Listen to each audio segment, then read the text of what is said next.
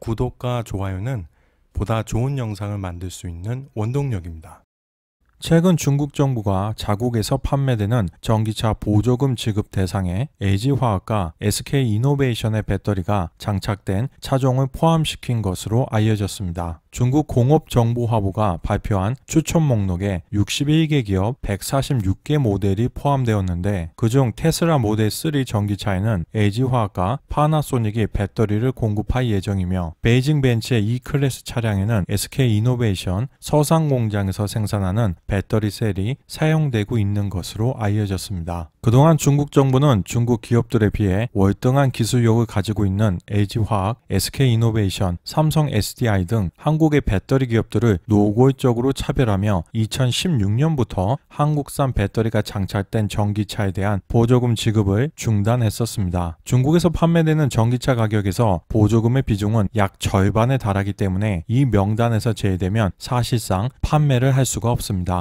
즉 중국의 이러한 행위는 사실상 한국 배터리를 중국 시장에서 매장시킨 것이나 다름없는 조치였던 것입니다. 어쨌든 이번 중국 정부의 발표에 대해 현지 언론들은 중국 정부가 외국산 배터리가 장착된 모델에 보조금을 지원하는 것은 배터리 시장이 전면 개방된 것을 의미한다고 분석했습니다. 하지만 어차피 보조금은 2021년부터 전면 폐지하기로 했었던 것이기 때문에 큰 의미가 없습니다. 다만 이를 기점으로 전기차 보조금의 폐지 시기가 앞당겨질 가능성이 있어 보입니다. 또한 중국의 전기차 보조금 지급은 크게 두 단계로 나눠져 있음을 생각해 봐야 합니다. 먼저 추천 목록에 포함된 모델에 대해서 신청한 후 최종 승인이 이루어져야지 받을 수 있는 것입니다. 올해 상반기에도 LG화학과 삼성 SDI의 배터리를 탑재한 전기차에 대해서도 보조금 지급의 전 단계인 형식 승인은 내주었었지만 최종 승인은 해주지 않았습니다. 즉 이번에도 일단 목록에만 포함된 것으로 최종적으로 보조금이 지급될지는 지켜봐야 하는 것입니다. 또한 중국 정부는 자국 산업을 보호하는 보조금 정책을 폐지하더라도 얼마든지 정치적인 이유로 다른 수단을 활용하여 한국 기업들을 충분히 괴롭힐 수 있다는 점도 잊어서는 안 되겠습니다. 그럼 왜 중국 정부가 갑자기 외국 기업의 배터리 시장을 개방하려고 하는 걸까요? 몇 가지 이유를 생각해 봤습니다. 첫째, 중국의 배터리 기업들의 기술이 이미 한국 기업을 뛰어넘거나 최소 근접한 수준이라서 이제 중국 정부가 보호해주지 않아도 충분히 한국 기업들과의 경쟁에서 승리할 수 있다. 물론 수치상으로 보면 중국 기업들의 판매량은 큰 폭으로 한국 기업들을 압도하고 있습니다.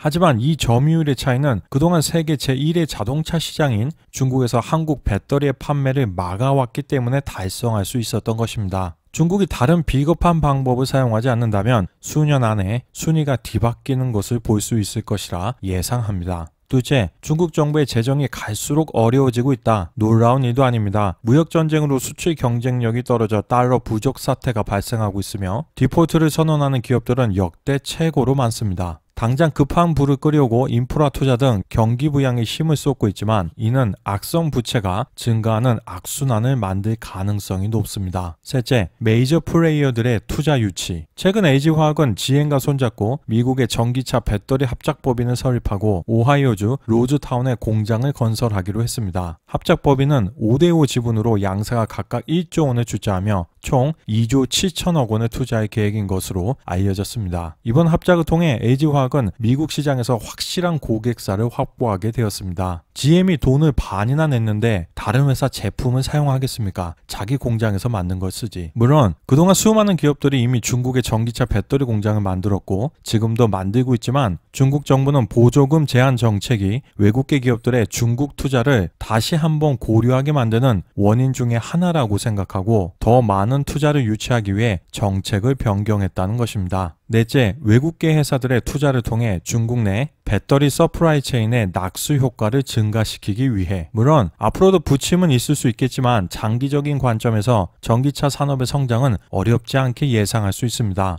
또한 어떤 글로벌 기업이라도 중국의 공장을 건설하게 되면 일정 부분은 비용 절감과 시간 절약을 위해 현지화를 할 수밖에 없습니다. 중국의 양극재, 음극재, 동박 업체들의 기술력은 이미 국제적인 수준에 올라가 있는 상태이기 때문에 외국계 기업들의 투자가 증가할수록 중국의 소재 기업들 역시 혜택을 보게 될 가능성이 높은 것입니다. 다섯째, 해외 시장 공략. 중국 배터리 기업들의 기술력이 높아져 이제 해외 시장을 공략하려고 하는데 해외 시장에서 불평등한 대우를 받으면 이제는 덩치가 큰 자신들이 오히려 상대국 기업들보다 더 불리하기에 먼저 중국 내에서 타 국가들에 대한 차별을 철폐하여 중국 기업들이 해외에서 불평등한 대우를 받지 않기 위해서입니다. 얼마 전 지리 자동차의 전기 트럭이 본격적으로 한국 시장 진출을 노린다는 언론 보도를 기억하실 겁니다. 만약 한국이 중국 전기차에 대해 보조금 제한을 한다면 과연 중국은 어떤 반응을 보일까요? 이상 중국이 왜 그동안 유지했던 보조금 제도를 폐지하려고 하는지에 대해서 생각해 봤습니다. 그동안 대한민국은 중국의 보조금 제한 조치로 인해 현대자동차가 한국산 배터리도 사용하지 못하는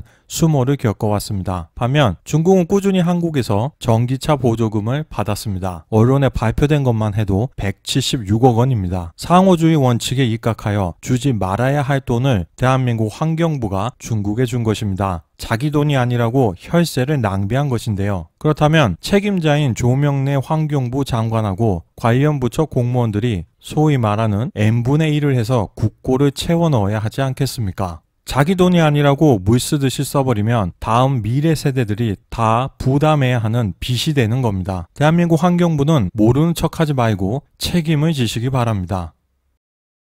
우리가 알고 싶은 세계, 오늘은 여기에서 마치겠습니다. 감사합니다.